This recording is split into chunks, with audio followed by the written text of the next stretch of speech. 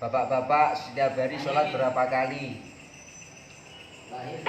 Kita sholat dalam satu hari satu malam sholatnya 5 kali 17 rokaat. Namun tahukah kita apa saja yang menjadi rukun-rukun sholat? Belum tentu orang yang melaksanakan sholat hajat, duhur tidak pernah telat, asar selalu jamaah, maghrib pun begitu, itu tahu arkanus sholat. Jadi rukun-rukunnya sholat wa arkanus sholati sama niata asar.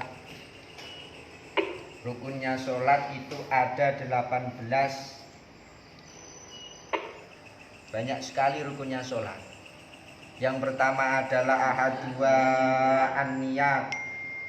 Rukun sholat yang pertama adalah niat. Loh, kenapa dalam setiap ibadah kok disyaratkan harus niat? Kok kenapa kok kalau enggak niat kok enggak sah?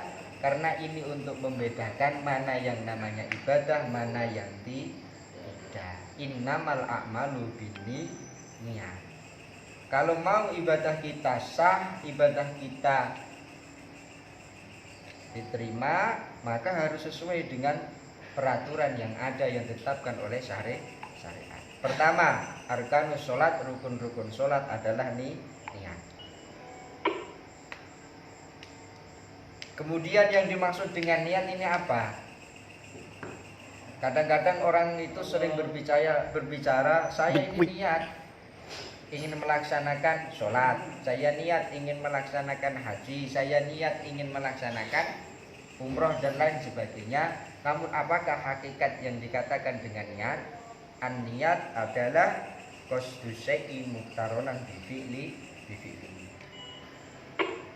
Niat itu menyengaja sesuatu plus dibarengkan dengan melaksanakan perbuatan tersebut.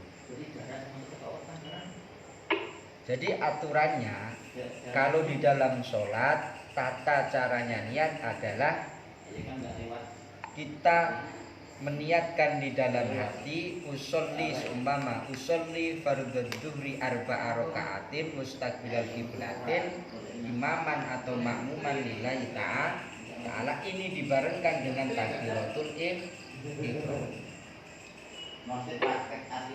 Loh, kenapa harus dibarengkan dengan takbiratul ihram? Karena takbiratul ihram adalah awal dari ibadah sholat. Maka agar niat kita itu dikatakan sebagai bersamaan dengan ibadah, harus kita bersamakan dengan takbiratul ihram. Nah, bagaimana kasusnya kalau niat tidak berbarengan dengan takbiratul ihram? Seumpama contoh, Mas, kalau niatnya itu sebelum takbiratul ihram sah apa tidak? Atau contoh, Mas, kalau niatnya itu setelah takbiratul ihram pada saat Fatihah atau yang lainnya itu sah apa tidak? Tidak. Karena apa? Karena niatnya tidak jatuh bersamaan dengan awalnya ibadah.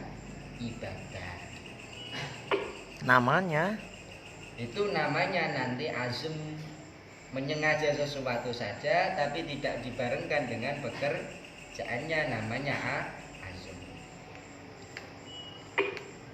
Yang pertama rukunnya sholat adalah an-niyat. Kemudian yang perlu diketahui adalah hakikatun niat itu di dalam hati. Hakikatun niat bukan di lisan. Jadi walaupun lisan kita tidak mengucapkan usolli fardhu dzuhri arba'a raka'atin, tapi hati kita melafazkan niat usolli fardhu dzuhri arba'a raka'atin bersamaan dengan takbiratul ihram, sah sholatnya. Halo Take, gimana kabarnya? Sorotan sekarang itu kadang-kadang orang itu pahamnya niat Red. yang namanya melafazkan niat dengan lisan itu Sehat. Alhamdulillah sehat. Lagi ngajar apa itu? Kayak ya aja itu. Siaran. Kemudian arkanus sholat yang selanjutnya setiap jam 9 sampai jam 11. Apa? Jam 9 sampai jam 11. Apa itu? Al-Qudrati. Jadi sholat itu apakah harus berdiri? Sholat itu harus, kalau itu sholatnya sholat wajib, maka wajib bagi dia harus berdiri, tapi dikasih kaidah, dikasih catatan bagi orang-orang yang mampu untuk berdiri. Pak, Berarti Pak. Gimana? Itu di mana itu, Bang? Di mana itu? Di Rusunawa. Walah, itu berarti safari di Rusunawa. Iya. kemudian muncul sebuah pertanyaan, DNA. Ngajar di mana tuh? orang itu Hah? sholat Ngajar di wajib, mana tuh? tapi bisa duduk, tapi dia milih sholat headset, dengan headset. tiduran, boleh apa Bentar. Nah, ini kasus baru. Kalau ia itu tidak mampu berdiri, maka harus duduk. Tidak boleh untuk tiduran. Baru ketika tidak mampu untuk duduk, diperbolehkan untuk sholat dengan cara tiduran.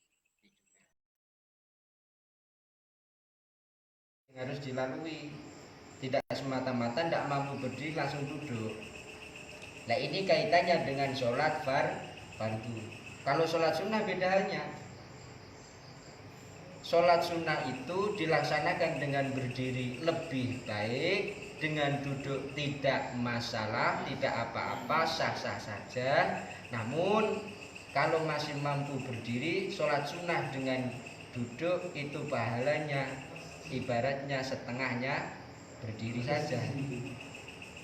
Karena ada sebuah ungkapan, al-ajru biqadri ta'ab. Yang namanya pahala itu sesuai dengan kadar kesulitan yang ia lakukan. Maka kalau ia itu sholat sunnah dalam keadaan berdiri, otomatis ini lebih sulit daripada sholat dengan keadaan duduk.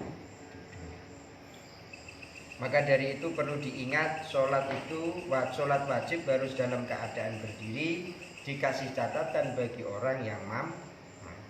Kalau tidak mampu berdiri diperbolehkan untuk duduk, tidak mampu duduk diperbolehkan untuk dalam keadaan tiduran.